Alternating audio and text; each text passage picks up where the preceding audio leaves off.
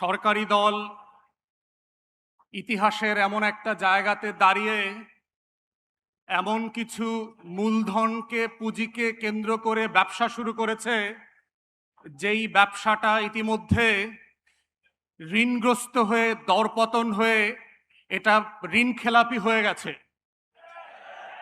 আমরা গত 17 বছর ধরে মুক্তিযুদ্ধ ব্যবসা দেখতে দেখতে ক্লান্ত হয়ে যায় নাই।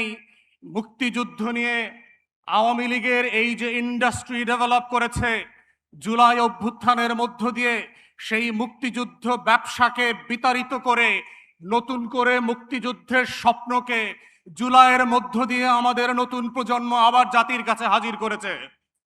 কিন্তু আমরা দুঃখজনকভাবে দেখতে পাচ্ছি, যেই পুঁজি যেই মূলধন বরফের পানির মতো চৈত্রের রোদে ঠাই ঠাই করে পানিতে পরিণত হয়ে গেছে, সেই পুঁজিকে কেন্দ্র করে আবার ৭২-এর সংবিধান ব্যবসায় নেমেছে জাতীয়তাবাদী দল, যার রাজনীতি, যার আদর্শ, শহীদ জিয়ার পলিটিক্যাল প্রেমিসিস কোনো কিছুর সাথে এই ৭২-এর সংবিধান যায় না।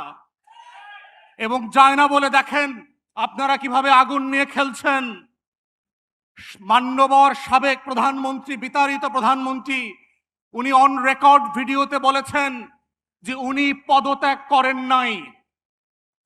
ওনার এমপ্লয়ি চুপ্পু সে বলেছে তিনি কোনো পদত্যাগপত্র পান নাই। তাহলে ৭২-এর সংবিধান মোতাবেক, ২৪-এর ডামি নির্বাচন মোতাবেক যেই প্রধানমন্ত্রী পদত্যাগ করেন নাই আর যার কাছে পদত্যাগপত্র দেওয়া হয়েছিল তিনি পান নাই, তিনি এখনো ৭২-এর সংবিধান মোতাবেক বাংলাদেশের প্রধানমন্ত্রী। তাহলে আজকে যারা ৭২-এর সংবিধান নিয়ে খেলছেন, আপনাদেরকে জিজ্ঞেস করতে হবে নিজেদেরকে, বাংলাদেশে কি আজকে দুটো সংসদ আছে? বাংলাদেশে কি আজকে দুজন প্রধানমন্ত্রী আছে?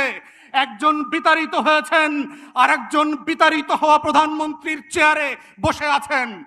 বাত ব্যথা, প্যারালাইসিস কিংবা আর্থ্রাইটিস, আধুনিক ফিজিওথেরাপি ও পুনর্বাসন চিকিৎসায় নির্ভরযোগ্য নাম ডিপিআরসি। আমাদের বক্তব্য খুব পরিষ্কার, মাননীয় প্রধানমন্ত্রী, আপনি শুধুমাত্র প্রধানমন্ত্রী জুলাইয়ের কারণে, আপনি শুধুমাত্র প্রধানমন্ত্রী আমার ২৪-এর ১৪০০ শহীদের কারণে, আপনি শুধুমাত্র প্রধানমন্ত্রী আমার ২৬,০০০ আহত ভাই বোনের কারণে, আপনি শুধুমাত্র প্রধানমন্ত্রী আমার ৬৫০ চোখ হারানো অন্ধ ভাই বোনের জন্য, ৭২-এর সংবিধানের জন্য না। তাই আজকে যারা ৭২-এর সংবিধান নিয়ে খেলছেন তারা আপনাদের ইতিহাস ভুলে যাবেন না। পঞ্চম সংশোধনী ফিরায় নিয়ে আসার যে রাজনীতি আপনারা প্রস্তাব করেছেন, এইটা ৭২-এর সংবিধানে যায় না। ৭২-এর সংবিধান মোতাবেক শেখ মুজিবুর রহমান এখনো জাতির জনক, এখনো স্বাধীনতার ঘোষক। তাহলে ২৬শে মার্চে স্বাধীনতার ঘোষণাপত্রের দিন আপনারা কেন শেখ মুজিবের কবরে ফুল দিতে গেলেন না? সেই প্রশ্নগুলো আপনাদেরকে করতে হবে।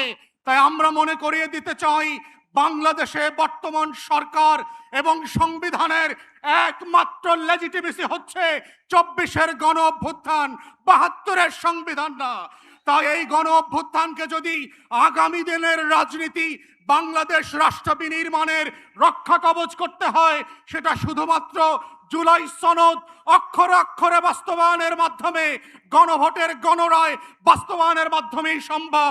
৭২-এর নাটক দিয়ে সম্ভব হবে না।